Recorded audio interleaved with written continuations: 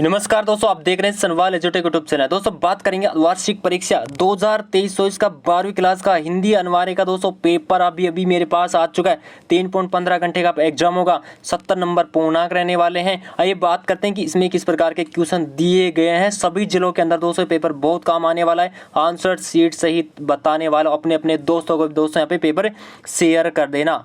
सबसे पहले हम बात करते हैं फर्स्ट क्वेश्चन के बारे में। निम्नलिखित अपठित गद्यांश को ध्यानपूर्वक पढ़कर नीचे दिए गए जो भी प्रश्न है उनके उत्तर यहाँ पे देने हैं। तो पहला क्वेश्चन क्या पूछा है, प्रस्तुत गद्यांश का एक उचित शीर्षक लिखना है। तो अनुशासन की अनिवार्यता, इसका क्या होगा, उचित शीर्षक होगा। दूसरा क्वेश्चन आता है, अनुशासन किसके यानी किनके लिए आवश्यक होता है। अनुशासन किसी वर्ग या आयु विशेष के लिए नहीं अपितु सभी के लिए क्या होता है यहाँ पे परमावश्यक होता है। ये आंसर होगा इसका। उसके बाद हम बात करते हैं तीसरा, अनुशासन शब्द में निहित उपसर्ग बताना है। तो क्या आएगा यहाँ पे, अनु यानी कि अनु प्लस शासन, तो अनु इसमें आएगा।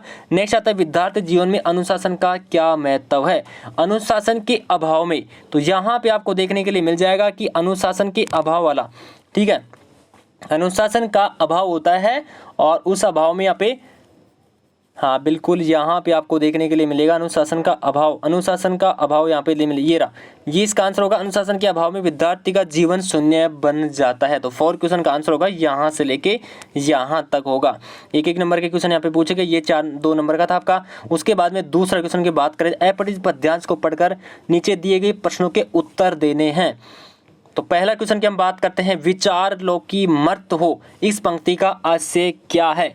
एक ना एक दिन मरना जरूर है, इसलिए मृत्यु से कभी डरना नहीं चाहिए, इसका आंसर होगा। 2 नंबर क्वेश्चन है, थोड़ा सा और लिख सकते हैं इसके अंदर।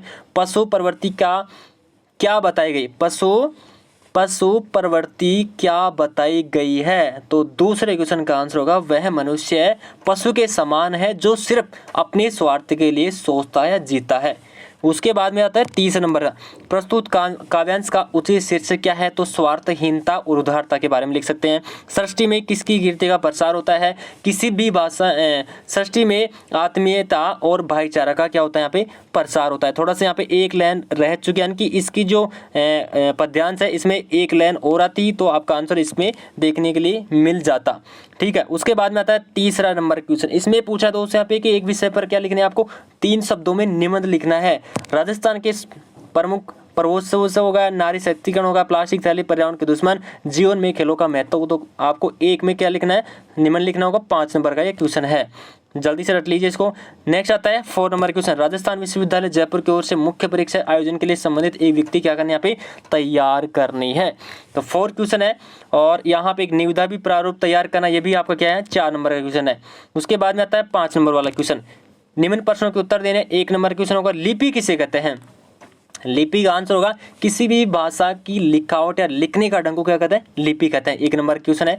दूसरा है, भाषा और बोली में अंतर है। तो भाषा में आप लिख सकते हैं कि भाषा में समाज में साहित्यिक और व्यापारिक कार्यों में किया जाता है, उसको भाषा कहते हैं। और बोली बता सकते हैं कि इसके क्षेत्र में इतना व्यापक नहीं होता है। नेक्स्ट आता है, और भी अंतर लिख सकते हैं, शब्द शक्ति किसे और प्रकार को नाम लिखना है। शब्द शक्ति शब्द तथा अर्थ के संबंध में विचार करने वाले तत्वों को क्या कहते हैं, शब्द शक्ति कहते हैं। ये 3 प्रकार की होती है, अभिधा हो गया, लक्षणा हो गया, व्यंजना हो गया।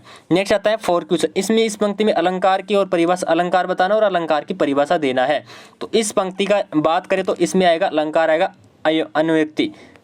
अनुक्ति अलंकार होगा यहाँ पे, और अनुक्ति अलंकार की परिभाषा लिखना है। किसी व्यक्ति पर किसी सर्जन ने बहुत उपकार किए और वह व्यक्ति जो सर्जन के उपकारों की नहीं कर सकता है, यानी कि उसके बारे में आपको नहीं बता सकता है, इसके बारे में लिख सकते हैं। उसके बाद में आता है, निम्न शब्दों को क्या बताना है, हिंदी और अंग्रेजी में क्या करना है, रूपांतर करना है। जैसे यहाँ पर बैलेट की बात करें तो बैलेट का होगा मतदान होगा। और वार्षिक का मतलब होता है एनुअल, ANNUAL, एनुअल।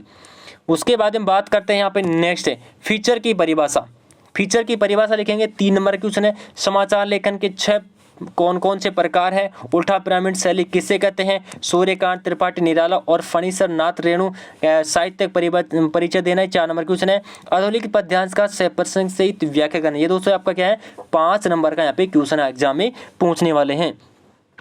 उसके बाद में यहाँ पे अथवा में भी आपको देखने के लिए मिल जाएगा, तो दोनों में से आपको एक क्वेश्चन यहाँ पे करना होगा। नेक्स्ट आता है 11 नंबर का, अधोलिखित गद्यांश का सप्रसंग सहित व्याख्या करेंगे। 5 नंबर का दोस्तों यहाँ पे क्वेश्चन यहाँ पे पूछा गया, अथवा में भी दे रखा है, दोनों में से एक क्वेश्चन यहाँ पे करना होगा। उसके बाद में आता है आपके बड़े क्वेश्चन, 40 से 60 शब्दों के अंदर की 1.5 नंबर क्वेश्चन है 12 नंबर का। कविता और बच्चे को समानांतर रखने के लिए क्या कारण हो सकते हैं? दिशाओं को मृदंग की तरह बजाने का क्या तात्पर्य है? उसके बाद में है, जीजी ने इंदर सेना पर पानी फेंके जाने की किस तरह से ठहराया? डॉक्टर भीमराव अम्बेडकर के अनुसार मनुष्य की क्षमता किन बातों पर निर्भर करती है? और यहाँ पे और बड़े छोटे क्वेश्चन आते हैं, 15 से 20 शब्दों में आपको लिखना होगा, यानी कि छोटे 1-1 नंबर वाले क्वेश्चन। यशोधर बाबू ऑफिस से घर देरी से क्यों पहुंचते थे? या आपसे बुक से क्वेश्चन है दोस्तों। कवि बनने के लिए लेखक आनंद यादव ने किसे गुरु बनाया? सिंधु घाटी सभ्यता के 2 महानगर कौन से? दादा ने किस शर्त पर आनंद को पढ़ाने की अनुमति दी थी? उसके बाद हम बात करते हैं नेक्स्ट क्वेश्चन के बारे में। 20 नंबर है, किसनंदा की कौन सी छवि यशोधर बाबू के मन में बसी हुई थी? और सिंधु सभ्यता में किसकी खेती होती है? 1-1 नंबर क्वेश्चन है भी।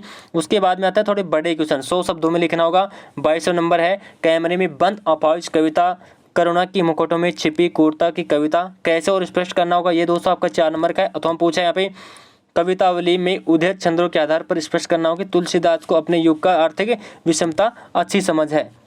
उसके बाद में आता है 23 नंबर, बाजारोपण से क्या तात्पर्य? किस प्रकार के व्यक्ति बाजार के सार्थकता प्रदान करते हैं?